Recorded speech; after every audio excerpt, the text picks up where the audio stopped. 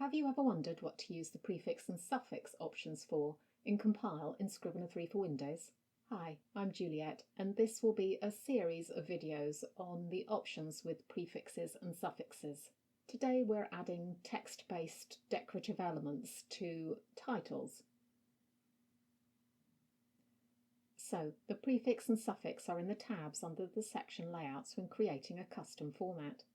Today we're going to look at a simple one-line title and change it up a little. As with separators, I'm going to bring up the character map in a minute so I can see all the elements available to me. But first I'm just going to use the tilde symbol so you can see the options and some of the issues.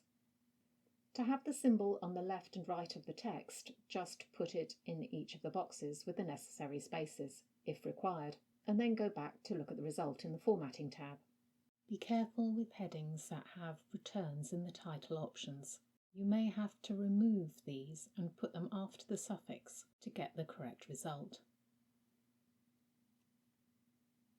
If I add line spaces in to have it above and below the title, that works better, but the spacing's a bit screwy. You can adjust the line spacing, but this will affect what comes after, so you will need to duplicate that spacing after the suffix instead.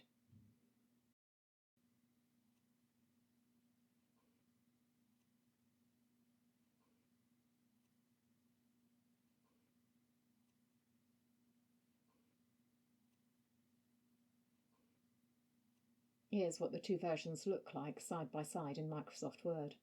The difference is small, but the one without the extra spacing after the suffix does look a little cramped. Now let's do the same with another symbol. Bear in mind some of these might not work so well in ebooks, especially on older devices, so test everything first. I wouldn't go overboard with these. They're not the most sophisticated graphics.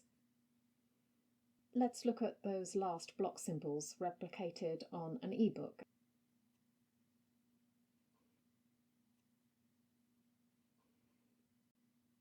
Next time we'll be looking at using placeholder images in prefixes and suffixes for titles.